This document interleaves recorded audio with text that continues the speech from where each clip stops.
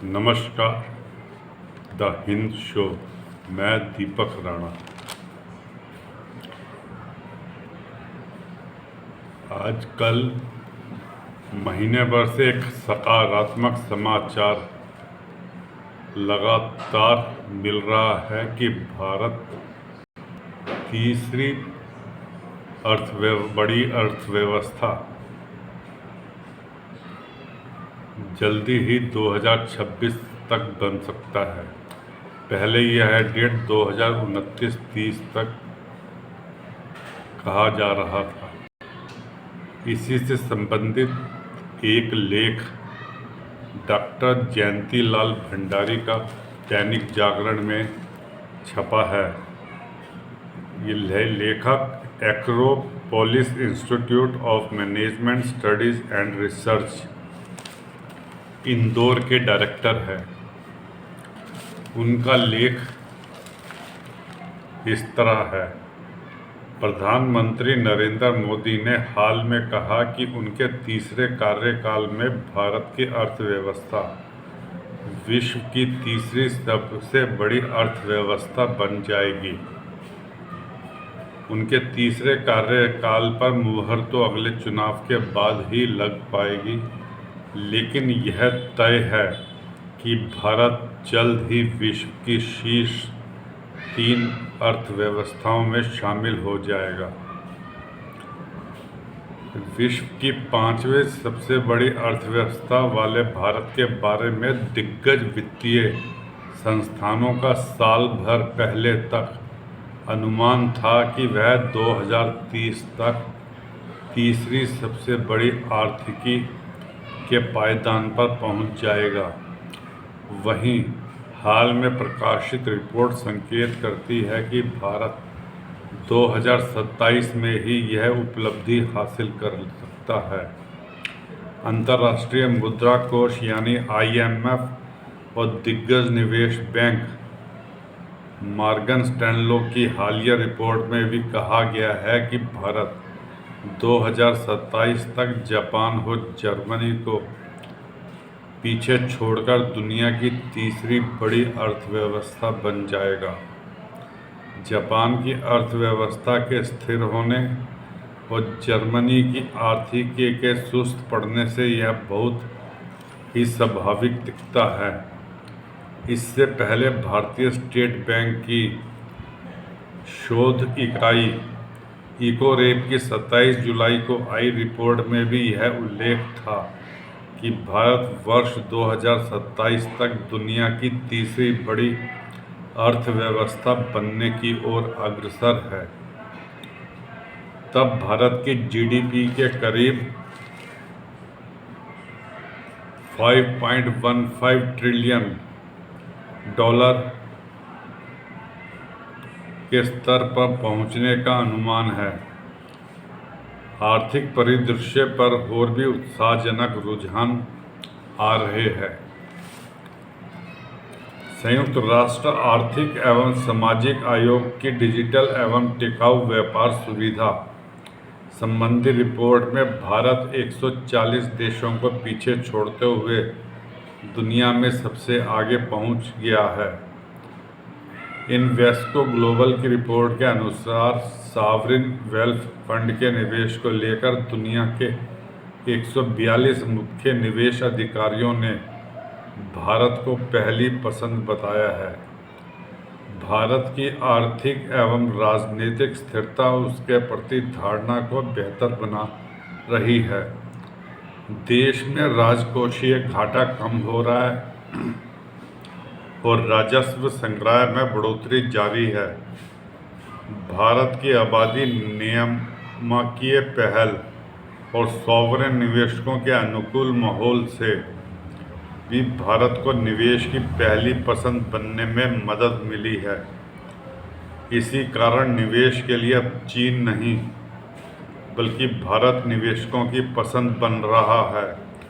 निवेश bank Goldman सैक्स के अनुसार भारत की 1.4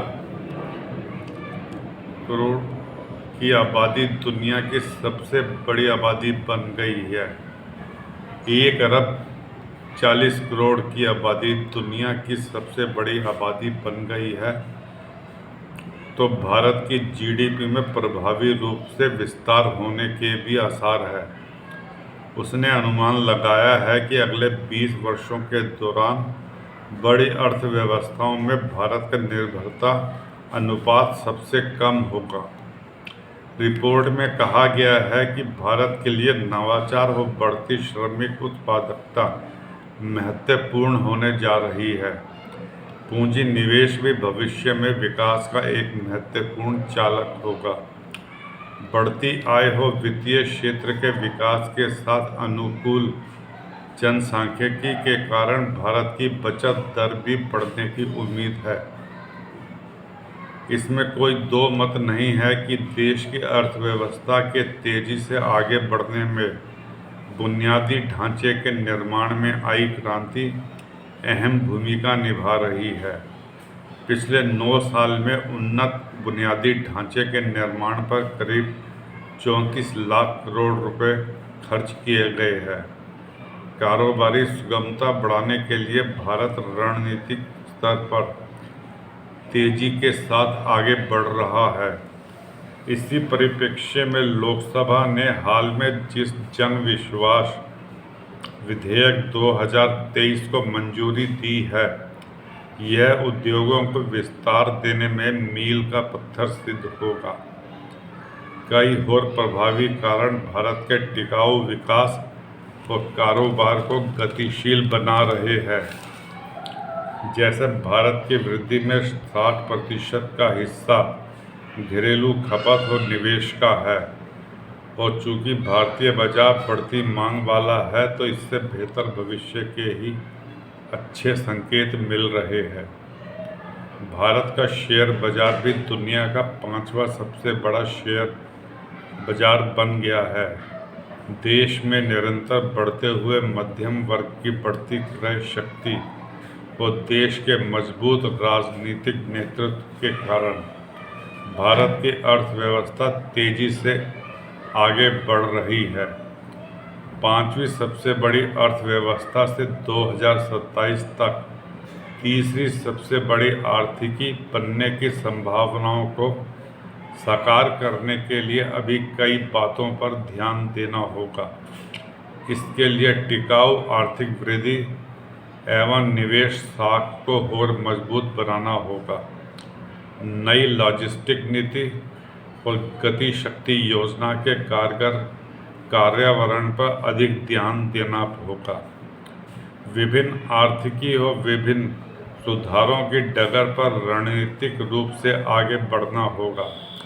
कामकाजी आबादी में महिलाओं की भागीदारी बढ़ानी होगी, अभी सीमित संख्या में है।